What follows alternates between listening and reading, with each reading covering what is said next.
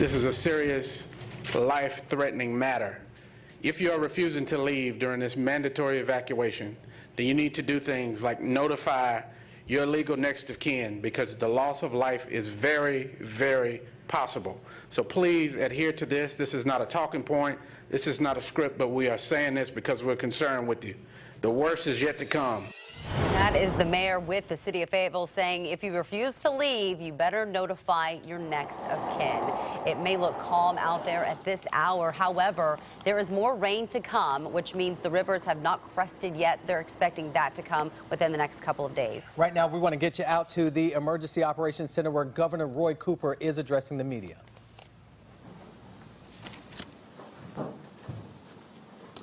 Good afternoon.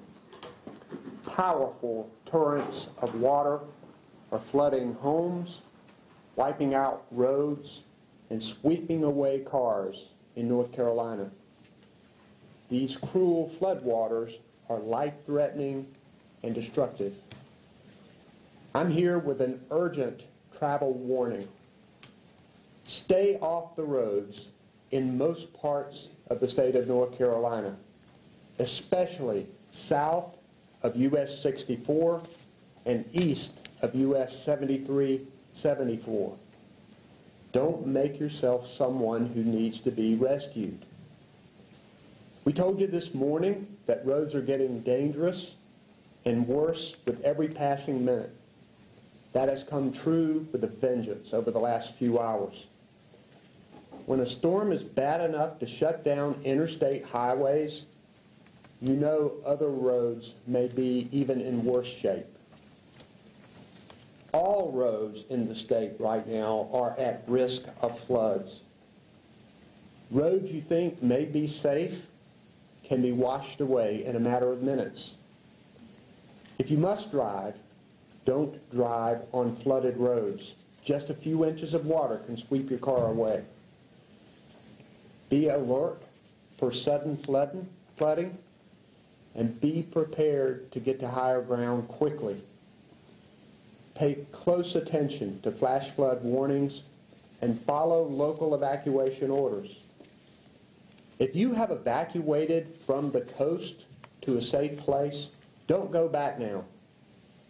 Even when the evacuation orders are lifted on the coast, it isn't safe right now for you to get there. Plus, you'll be in the way of rescue and recovery efforts that are going on there. As rivers keep rising and rain keeps falling, the flooding will spread. More and more inland counties are issuing mandatory evacuations to get people to safety quickly.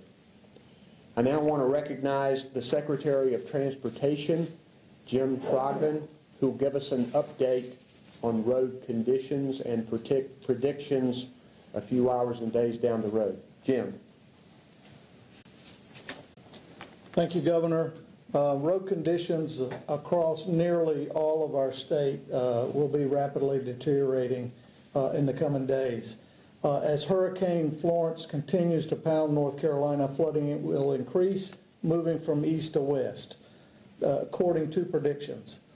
Almost all North Carolina will be subject to flooding, and especially those areas, as the governor just highlighted, those are subject now as we speak. Beginning earlier this morning, flash floods began closing major routes, several sections of I-40, I-95, US 70, US 1, US 501, and within hours from our 11 a.m. press conference to 1 p.m., the number of North Carolina primary roads that were impacted by flash flooding increased from 60 to 100. I think you can see on this slide, the blue covers the areas that have already been reported, blue events. We anticipate those will be moving rapidly closer towards Charlotte in the next 12 to 24 hours. It has been increasingly difficult to find bypass routes for interstate traffic moving through North Carolina. Therefore, we've been in coordination with the state of Virginia and Virginia DOT, South Carolina, Tennessee, Georgia, and our Federal Highway Administration.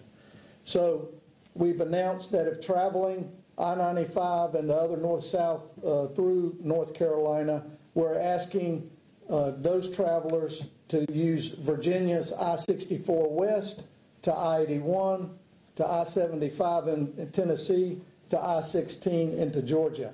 That would allow them access into the western part of South Carolina as well as into Georgia and around North Carolina. And if they're coming from south to north, coordinate with South Carolina, but I'm sure they'll be doing the same kind of process. NCDOT is ensuring that we're delivering the critical assistance that we need to our first responders, State Highway Patrol, Emergency Management, the National Guard, the U.S. Department of Defense, and our local law enforcement. We will ensure we can help move those goods and services needed, but we have to make sure we minimize the impact of the limited mobility that we are seeing and will see in the future. We're also asking our citizens to avoid south of US 64, as the governor said, and east of I-73, 74. I've been working with the Department of Transportation for 27 years.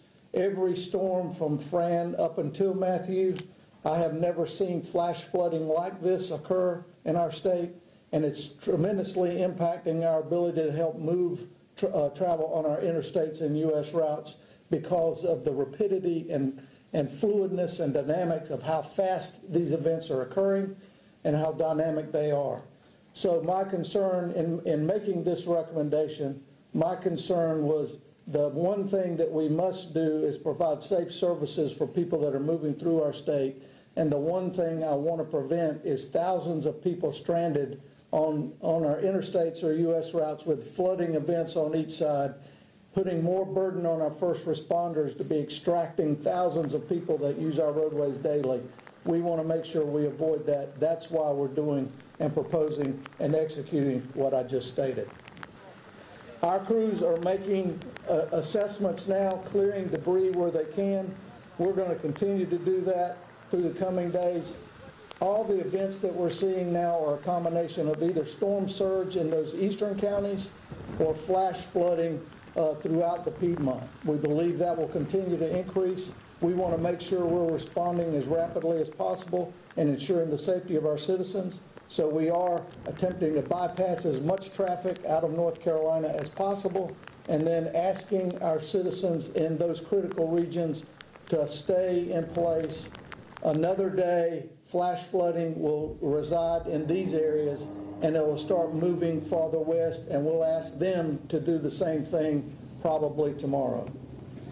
I'll answer any questions you may have in the end, but thank you for the opportunity to help provide safe travel throughout our state.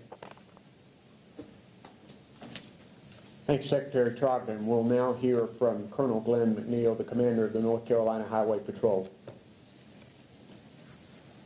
Thank you, Governor. Good afternoon. As the storm continues to move west, floodwaters continue to affect primary and secondary roads in many of our portions of our state. I cannot stress this enough. If you do not have to drive, then please do not. Residents who choose to drive in the affected areas are placing themselves needlessly in danger along with our emergency responders. If you have evacuated and you found a safe location, please stay there. Troopers have been deployed to the eastern and southern portions of our state to assist with local first responders in life-saving efforts. Our members, along with utility companies, Department of Transportation personnel, local law enforcement, must be allowed to render aid as needed without interruption by unnecessary travel. As floodwaters continue to rise, residents are encouraged, do not become complacent. As previously noted by the Governor and Secretary Trogdon, these major travel corridors on I-95 South, I-40, the eastern portion of our state, US 70, are currently closed due to floodwaters. Out-of-state motorists should avoid traveling through North Carolina, as these road closures are expected to remain in place throughout the weekend. Several detours and road closures that are in place can be found by visiting drivenc.gov before you travel. Once again, please stay off the affected roadways. until we have the opportunity to ensure that safe travel has restored. Thank you.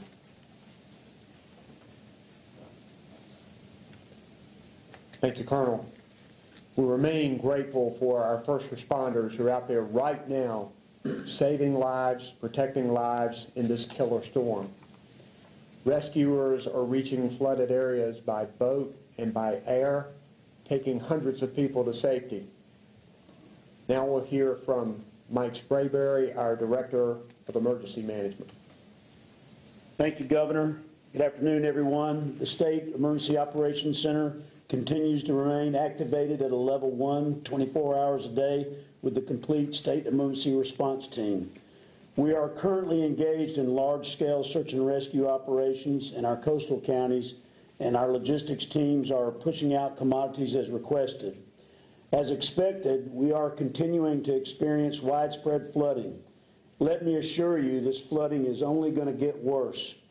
Current areas of concern for major riverine flooding include Pollexville, Neuse River near Goldsboro, Pungo River at Belhaven, Lumber River at Lumberton, Cape Fear River near Kelly, Contentnea Creek at Hookerton, Neuse River at Kinston, Northeast Cape Fear River at Chinkapin, Neuse River near Goldsboro, Northeast Cape Fear River near Burgall, Rocky River near Norwood, Southport Catawba River at Lowell, Yadkin River at Elkin, Yadkin River at Yadkin College. You'll note that these locations are in the eastern, central, and western portions of our state. Also, please keep in mind that these locations are not all inclusive for potential flooding. We urge all of our residents to log in to our Flood Inundation Mapping and Alert Network, known as FIMAN, at fiman.nc.gov. That's FIMAN.nc.gov to see what roads and structures will be affected by flooding. Users can sign up to be alerted by text or email when rivers begin to rise. As always, make sure that you are following the guidance of your local officials and that you're staying tuned to local media to ensure that you have situational awareness. Thank you so much for your support of the State Emergency Response Team of North Carolina. Thank you, sir. Mike, thank you, and thank you to Eric Hooks, our Secretary of Department of Public Safety, who is here and helping to run this effort as well. We're working closely with our federal partners, and we have Albie Lewis with FEMA here to give us an update. Albie. Thank you, Governor. Good afternoon, everyone. We've been here from the start, integrated with the North Carolina Emergency Management Office. We're doing that with 2 incident management teams that are here, working such things as logistics, planning, and operations. Furthermore, to help communication backstop, we have 2 mobile communication operations vehicles staged to Fort Bragg and 1 staged right out back here. We also have been using 15 urban search and rescue teams that have already been pushed down to Mike and his team. We pre-positioned a significant number of ambulances in case we need those. We have 4 health and medical task forces that are currently supporting the sheltering operations, with 2 disaster medical assistance teams which are assigned on the western part of the state should we need to bring them in.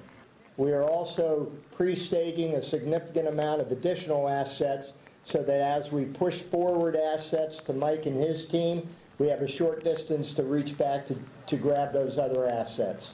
Thank you.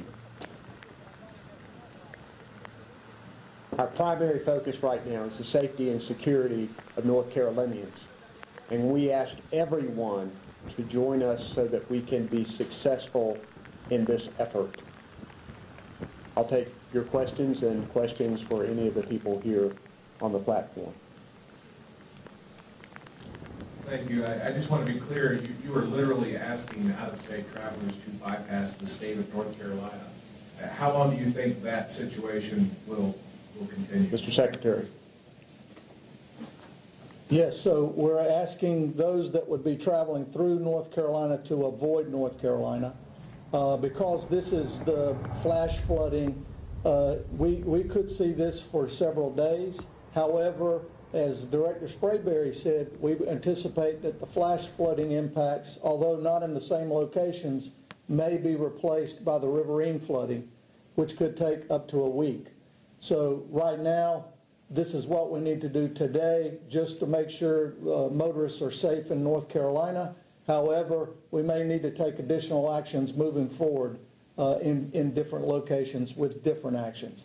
And I will not know that until we see what the impacts are to the riverine flooding.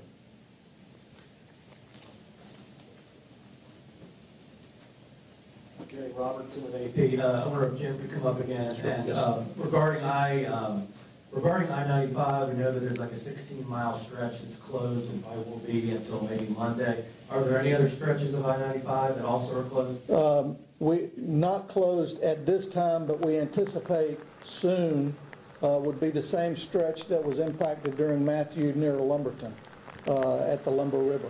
Because of the Lumber River flood stages that are projected to be greater than Matthew, we anticipate that section will be as well.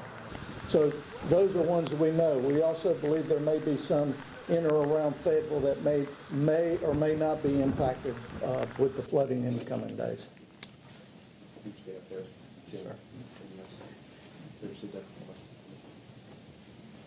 Hi, Michael Hyland from CBS 17. I noticed some of the colleges and universities have started to make decisions about whether to resume classes on Monday. Given that you're telling people to still stay off the roads and that some of their students and faculty might have left, are you making any recommendations to the colleges and universities about whether to encourage their students to come back? I think that would be up to the colleges and universities, but my recommendation would be if they're in that band of US 64 South, I-73, now would not be asking their students to, I would not recommend them asking their students to come back. And then as this storm continues its track over Charlotte and into the western part of our state, I would anticipate we'll see the same types of challenges in those locations by Monday and Tuesday. So the universities will do what they believe is best, but my recommendation is if they're in that area now, I would not be asking them to travel back. And if they're in that area of the western part of the state, they may be in the same situation by Monday.